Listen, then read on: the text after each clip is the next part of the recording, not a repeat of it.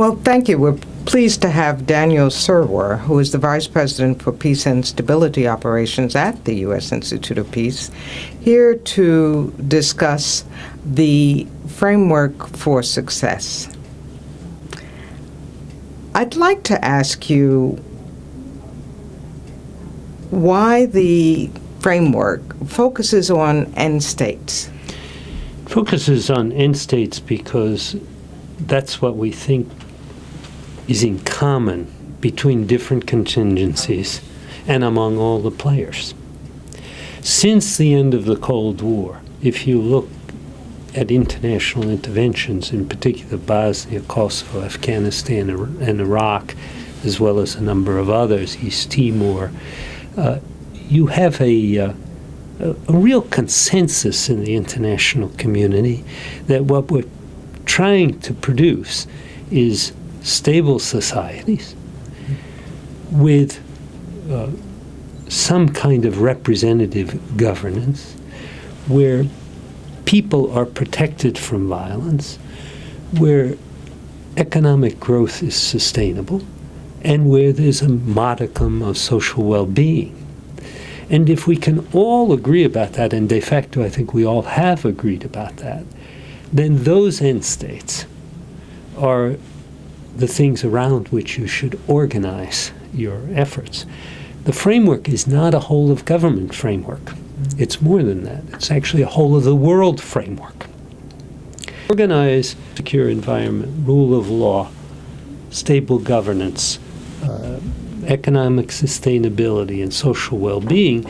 We think that that can be done almost, and we think it can be done for almost any internal or external actors. So this is a framework that can be shared not only among international organizations, not only between military and civilians, but also with the host country. And it's extremely important to have a framework that is as general as that.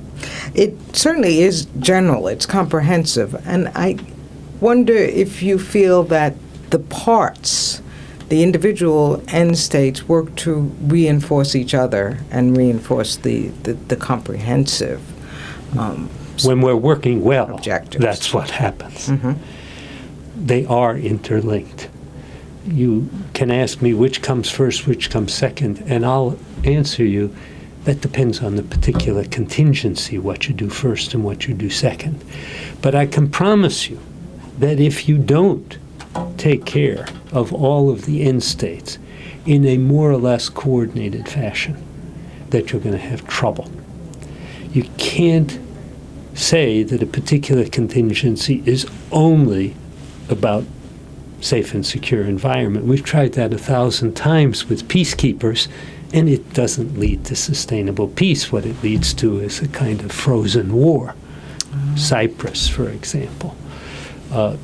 What you need all the pieces working together, and that's the critical leadership responsibilities, which we also outline in the framework. One of them is keeping all these pieces running in coordination with each other.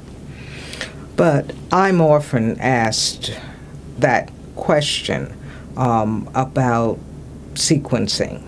Do you have development first that then leads to peace, or do you first have to have that secure environment and then have development? Is there a way for us to understand how to assess the individual conditions that we're facing so that we know how those interrelated states must be sequenced in the efforts to lead towards the individual end states?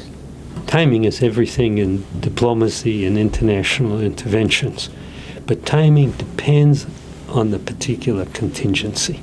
It is not something you can define for all contingencies, and that's why it's left out of the framework. The phasing depends on the particular circumstance in which you find yourself.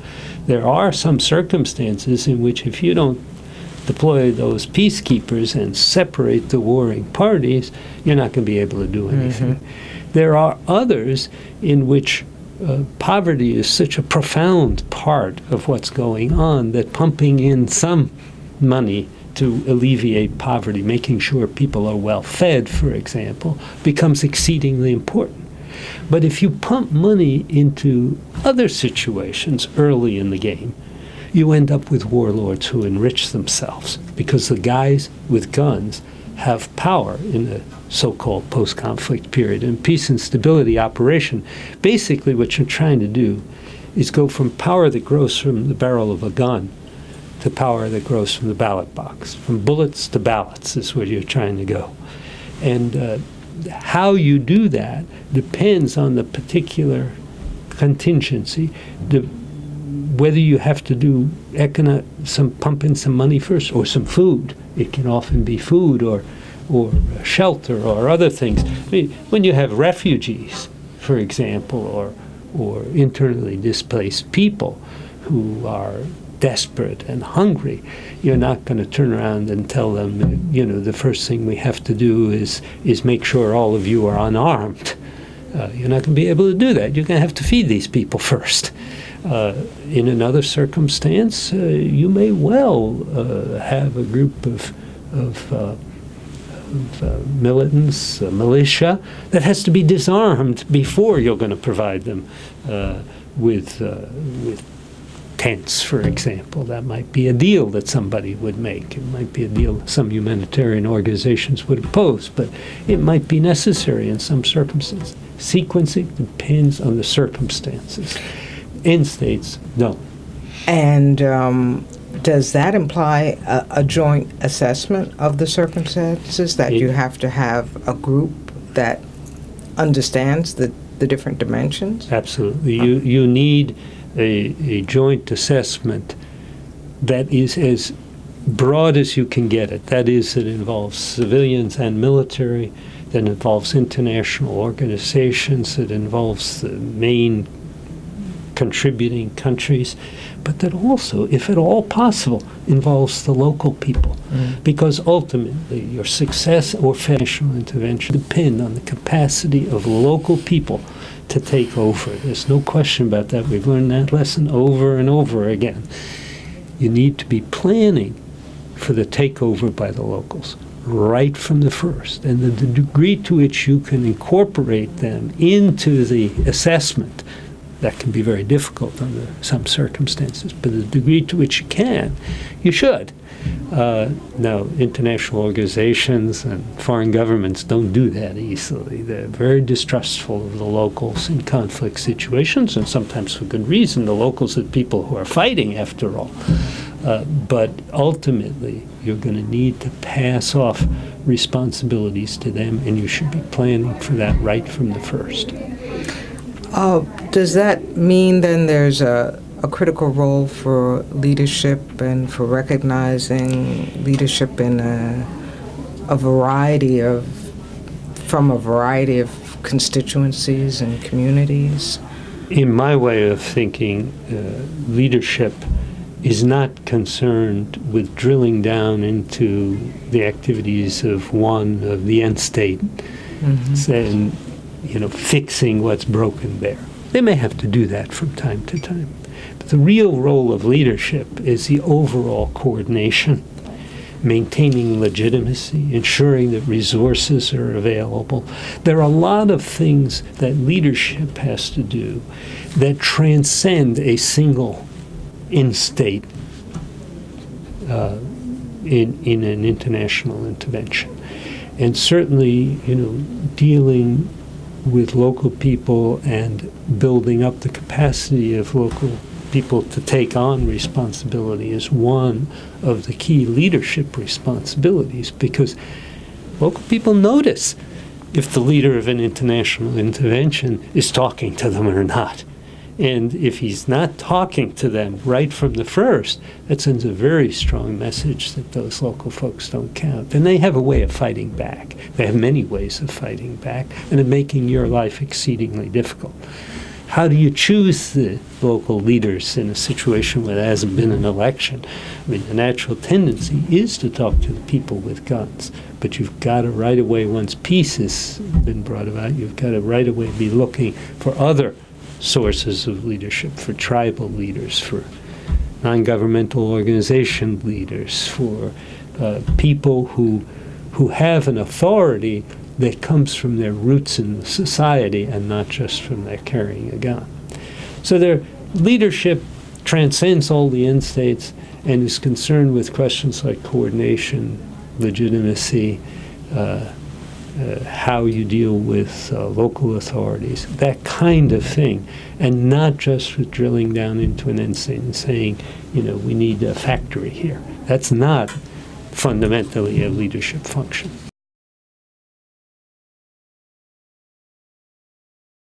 That is, in any international intervention, I would know well in advance that there will be a safe and secure environment end state. There will be a rule of law end state. There will be a stable governance end state. There will be an sustained economic growth end state. And I'll know in advance that that is the way the international community and the local people are going to organize their efforts. I won't know who heads each of those end states without asking.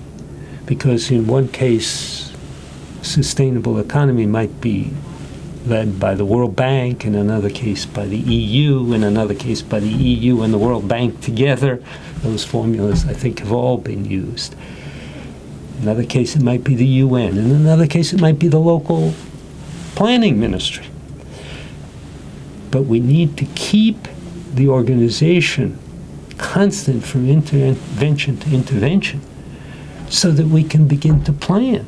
Without keeping things constant from intervention to intervention, each civilian apparatus is constructed the day after the Security Council resolution passes, and that's months too late to prepare properly. And it usually takes a year, sometimes 2 years, for the international civilians to get themselves organized.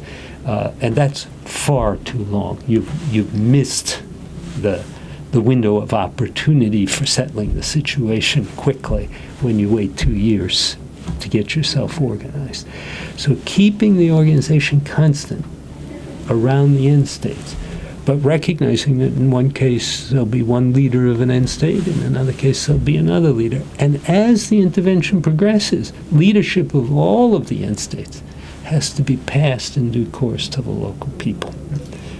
This is a very important point. And planning for that passage to the local people is one of the key leadership responsibilities, and one that has to be undertaken from the first day, not 2 years later. Thank you. Very important. Yeah, I realize Especially that the transition one. this is I the think simplest part of the whole idea, and it seems to be the Yes. hardest for people to understand, that I'm actually proposing that that each intervention look the same in broad outlines, not in details. But So that you're not reinventing guiding principles, so that you have some sense of lessons learned and you know where you're going to plug in. I'm an organization that does relief for deep displaced people. I then know that there will be a social well-being end state, and that somebody's going to be in charge of it. All I have to ask is who's in charge of that, and then I go there. As things exist today, the Bosnian intervention was famous because it never put an organogram on its website because they could never agree on what the organization was.